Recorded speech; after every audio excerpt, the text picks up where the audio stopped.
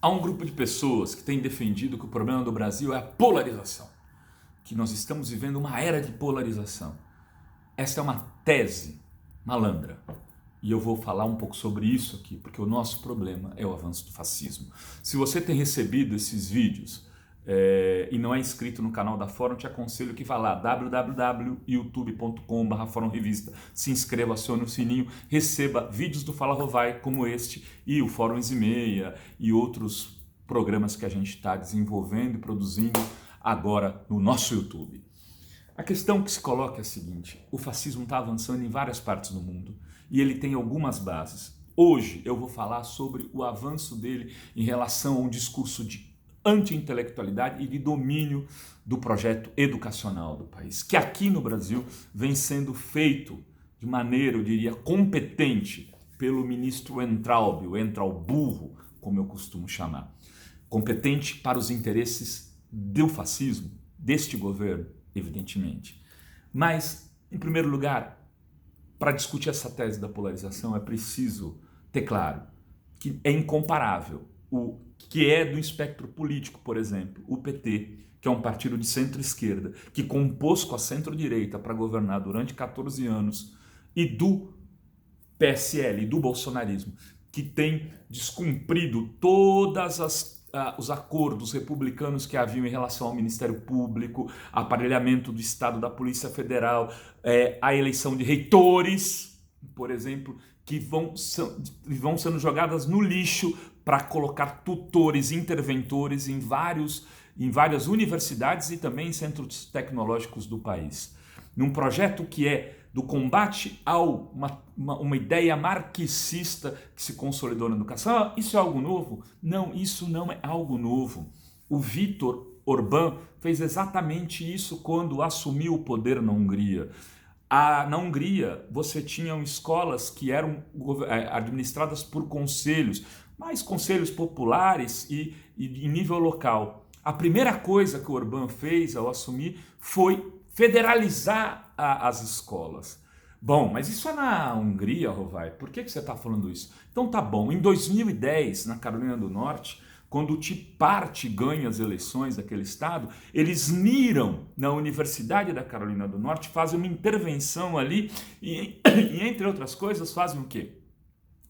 Começam a perseguir a área de humanidades, tiram os recursos daquela área, terminam com os programas em nome de um discurso de que o que é preciso é matemática, é desenvolver o aluno para o empreendedorismo, para poder fazer negócios. Vejam, negócios, empreendedorismo. Aliás, o mito fascista, né, se estabelece por essa coisa dos empreendedores, dos construtores da nação.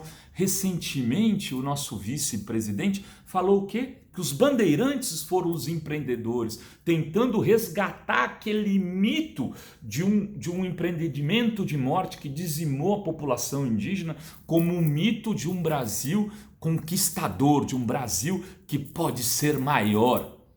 Que é a mesma coisa que eles fazem o tempo todo com a ditadura militar. O Bolsonaro tenta resgatar o Ustra como um homem de valor.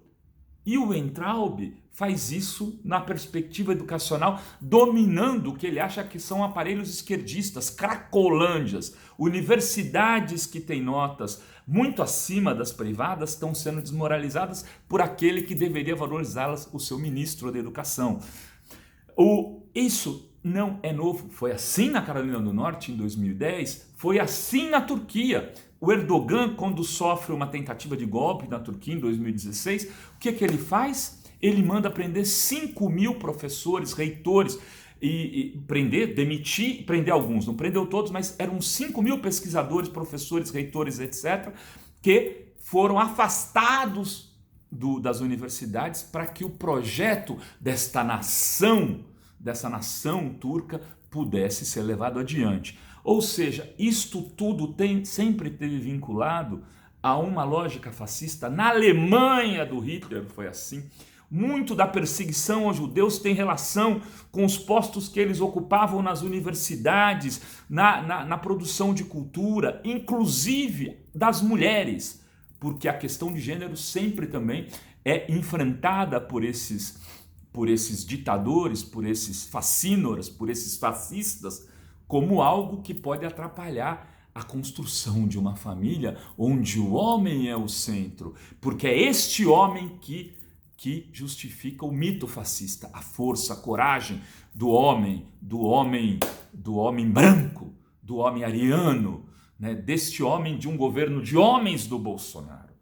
O que me parece fundamental, eu vou querer discutir isso a partir de outras perspectivas, é notar que no caso específico da educação e do projeto deste atual ministro Entraub, o que se segue é um projeto fascista, um projeto de demolição dos alicerces fundamentais de uma educação para a inclusão, para a plenitude, para a formulação de um estado civilizatório. E isso está se dando por cima e por baixo.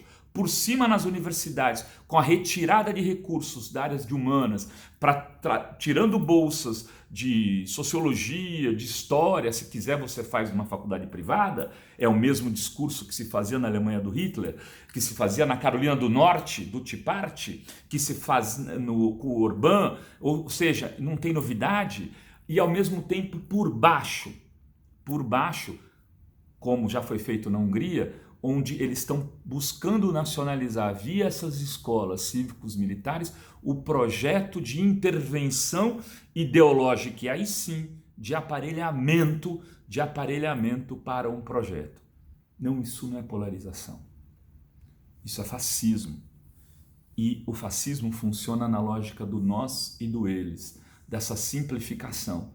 A gente está se deixando levar por um discurso malandro, para tentar buscar um centro, o Luciano Huck. O centro é o Luciano Huck, o que apoiou o projeto do Aécio, o que nunca votou no PT e nunca votaria, o que sempre defendeu a Globo, passou a ser o centro. É isso o que querem nos convencer.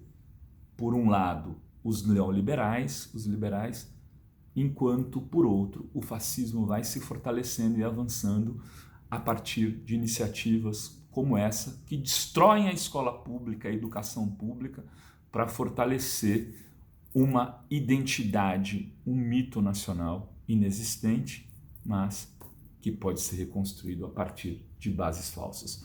Bom, era isso que eu tinha para hoje, mas esse tema não vai morrer por aqui. Beijos a todas, até!